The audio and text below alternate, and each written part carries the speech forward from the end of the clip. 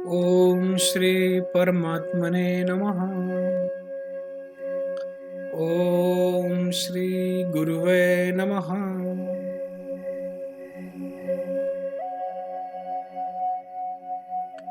योग वशिष्ठ निर्वाण प्रकरण। सिद्धों और सभासदों द्वारा श्री वशिष्ठ जी को साधुवाद। देव दुंदुभियों का नाद, दिव्य पुष्पों की वर्षा, गुरु पूजन महोत्सव, श्री दशरथ जी और श्री राम जी के द्वारा गुरुदेव का सत्कार, सभ्यों और सिद्धों द्वारा पुनः श्री वशिष्ठ जी की स्तुति। श्री वाल्मीकि जी कहते हैं, भरद्वाज, निर्वाण संबंधी वाक्य संदर्भ उपदेश की समाप्ति होने पर मुनीश्वर वशिष्ठ जी ने जब क्रमशः प्राप्त हुए अंतिम वाक्य का विराम कर दिया, जब समस्त सभासद तथा आकाशचारी देवता भी मुनि के वचनों के श्रवण से शांत एवं विशुद्ध मनोवृत्ति से युक्त होकर निर्विकल्प समाधि के समान ब्रह्म एक रस्ता को प्राप्त हो गए, तथा जब शास्त्र ज्ञान से सुशोभित होने वाले उन सब लोगों का अंतरात्मा सत्य की पराकाष्ठा को पहुंचकर परम पावन हो गया, तब गगन गुफा में वास करने वाले सिद्धों के मुख से शीघ्र ही ऐसा साधुवाद निकला जो आकाश में गूंज गया। इसी तरह सभा में बैठे हुए भावित आत्मा मुनि विश्वामित्र आदि के द्वारा उच्च स्वर से दिए गए साधुवाद की ध्वनि भी वहां गूंजने लगी। इन सब से ऐसा महान कोलाहल प्रकट हुआ जिसने संपूर्ण दिशाओं को भर दिया। वह कोलाहल वायु पूरित छिद्र वाले कीचकों की मुरली जैसी ध्वनि के समान मधुर था। सिद्धों के साधुवाद के साथ ही देवताओं की दुंदुभियां भी बजने लगी, जिनकी प्रतिध्वनि से समस्त पर्वत व्याप्त हो गए। देवताओं की दुंदुभियों के बजने के साथ ही दिशाओं की ओर से फूलों की वर्षा होने लगी।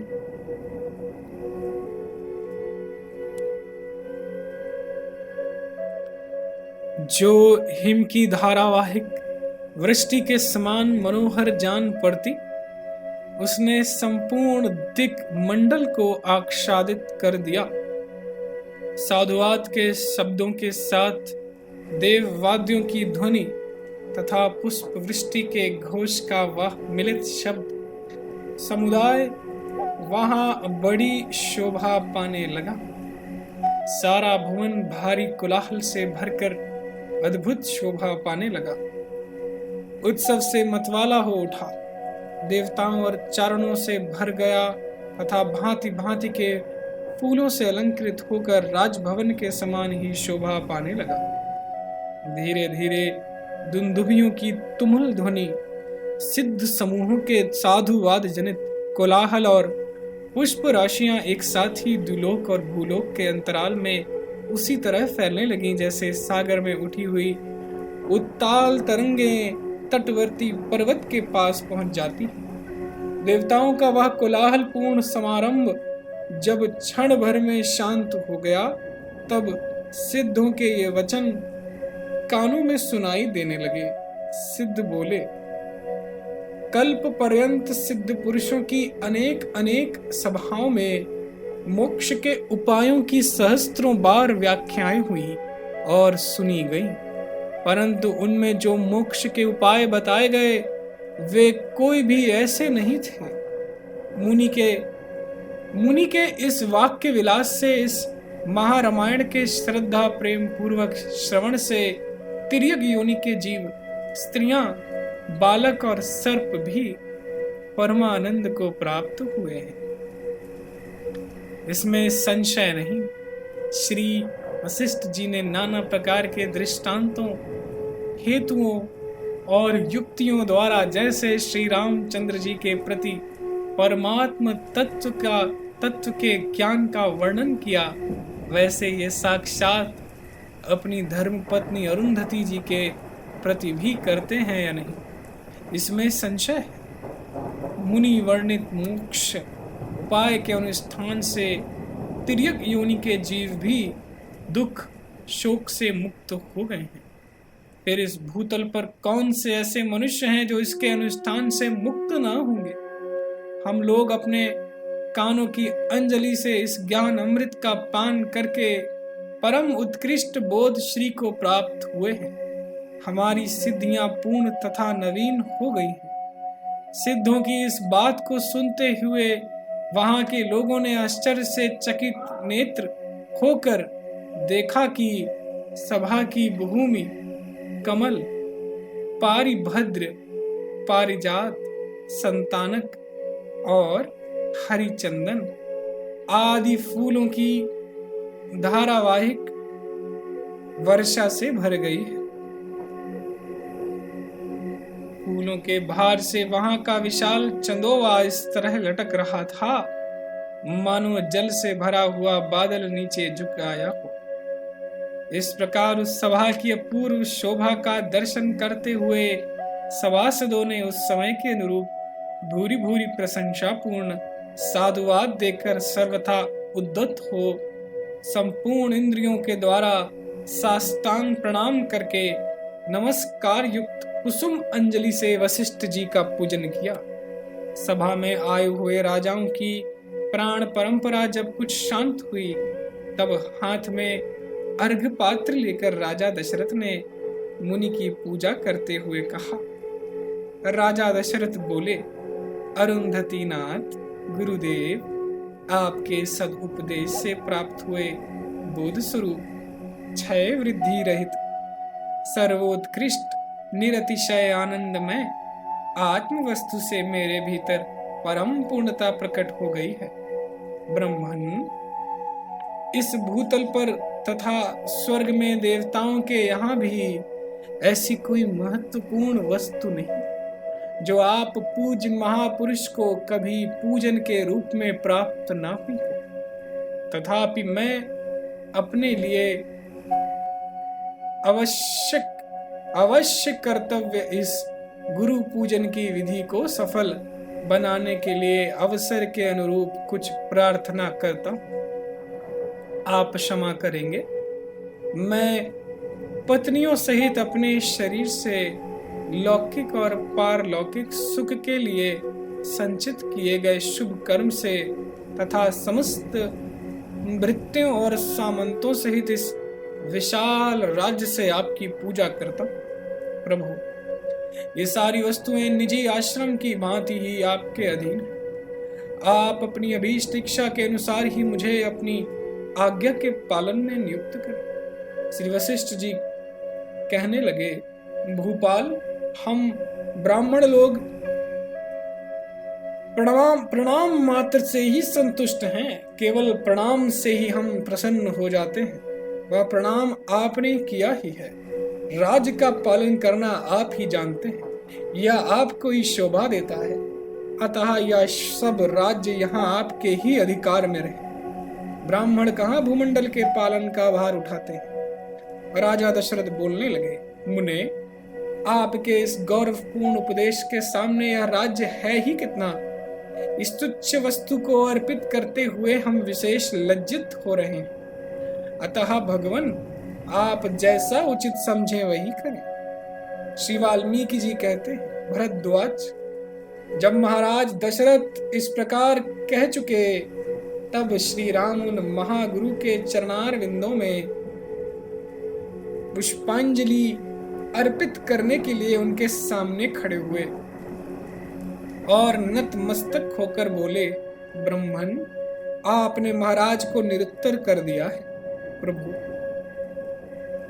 मेरे पास तो प्रणाम के सिवा दूसरी कोई सार वस्तु है ही नहीं। अतः मैं यही लेकर आपके इन दोनों चरणों की वंदना करता हूँ। यूं कहकर श्री राम ने गुरु के चरणों में मस्तक रखकर वंदना की और अपनी अंजलि के फूल उसी प्रकार चढ़ाए जैसे वन पर्वत के चरण प्रांत में अपने पल्लवों से उसके कण समर्पित कर देता है। उस समय उनके दोनों नेत्र आनंद के आंसुओं से भरे हुए थे। व्यवहार नीति के ज्ञाता रघुवीर ने बड़ी भक्ति के साथ गुरुदेव को बारंबार प्रणाम किया। शत्रुघ्न, लक्ष्मण तथा उन्हीं की तुलना में आने वाले जो श्री राम के दूसरे सखा निकट खड़े थे, उन सब ने भी उन्हीं की भांति शीघ्रता पूर्वक उन मुनीश्वर को प्रणाम किया। दूर खड़े हुए राजाओं, राजकुमारों और मुनियों ने दूर से ही पुष्पांजलि समर्पण एवं प्रणाम करते हुए वशिष्ठ जी की वंदना की। उस अवसर पर वहां की गई पुष्पांजलियों की वर्षा से आच्छादित मुनिवर वशिष्ठ जी उसी तरह दिखाई नहीं देते थे जैसे हिम की वृष्टि से आच्छन्न हो गिरिराज हिमालय दिखाई नहीं देता। जब सिद्धों की बातें बंद हुई, नगाड़ों की गड़गड़ाहट शांत हुई, आकाश में फूलों की वर्षा थम गई और सभा का कोलाहल कम हो गया तथा प्रणाम करने के अनंतर श्री राम आदि के साथ पूजा करने वाले सभासद जब शांत वायु वाले मेघ की भांति सौम्य भाव को प्राप्त हो गए, तब सबका साधुवाद सुनते हुए अनिंद आत्मा मुनिनायक वशिष्ठ, विश्वामित्र आदि को संबोधित करके मधुर वाणी में बोले। गाधिकुल कमल मुनिवर विश्वामित्र, वामदेव निमि क्रतु भरद्वाज पुलस्त अत्रि दृष्टि नारद शांडिल भास भृग भारंड वत्स और वात्सायन आदि मुनियों, आप लोगों ने जो मेरा यह तुच्छ भाषण सुना, इसमें जो कोई बात स्पष्ट नहीं कही गई हो, दूषित अर्थ से युक्त हो अथवा निरर्थक हो, उसे इस समय कृपा करके आप मुझे बतावें। सभासद बोले, ब्रह्मन, एकमात्र परमार्थ तत्व से सुशोभित होने वाले आपके वचन में कोई दूषित या अनुचित अर्थ होगा? यह आज नई ही बात हमारे सुनने में आई।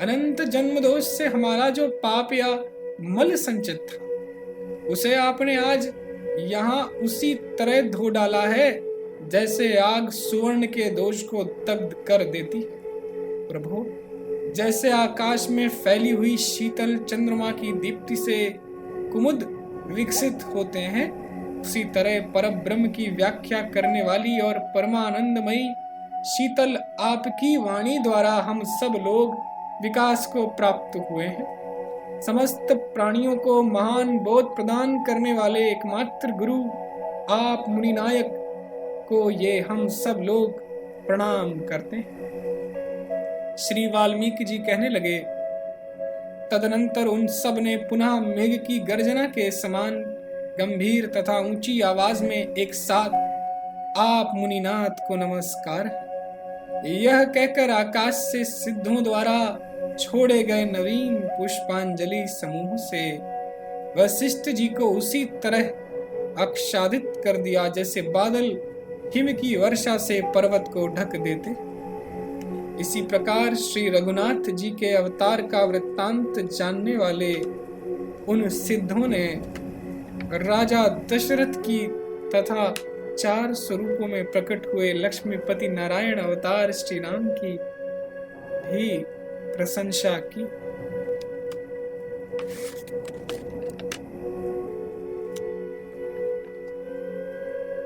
सिद्ध बोले, हम लोग 4 स्वरूपों में प्रकट हुए भाइयों सहित नित्य मुक्त राजकुमार श्री राम को, जो दूसरे नारायण के समान विराज रहे हैं, नमस्कार करते हैं। चारों समुद्र जिसके लिए खाई के समान, उस संपूर्ण भूमंडल के पालक तथा भूत भविष्यत और वर्तमान काल में भी कभी नष्ट न होने वाले राज चिन्हों से सुशोभित महाराज दशरथ को भी हम सिर झुकाते हैं। मुनि सेना के स्वामी, भूमंडल के पालक, भगवान भास्कर के समान भूरि तेजस्वी एवं उत्तम यश से संपन्न मुनिवर वशिष्ठ को तथा तपोनिधि विश्वामित्र को भी हम प्रणाम करते हैं, क्योंकि इन्हीं के प्रभाव से हम सब ने भ्रांति के विस्तार को भगाने वाली इस परम उत्तम ज्ञान युक्ति को सुना है। श्री वाल्मीकि जी कहते हैं, ऐसा कहकर आकाश से सिद्धों ने पुनः फूलों की वर्षा की और प्रसन्न चित्त होकर पुनः चुपचाप सभा में बैठ गए। इसी प्रकार आकाशगामी सिद्धों ने वहां उपस्थित हुए जन समुदाय की पुनः प्रशंसा की तथा सभासदों ने भी प्रचुर स्तुति करते हुए वहां उन सब सिद्धों का पूजन किया।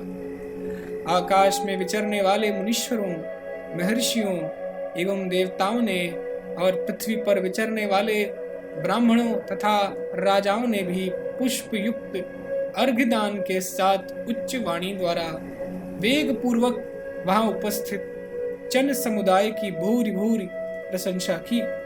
ओम तत्सत, ओम तत्सत, ओम तत्सत।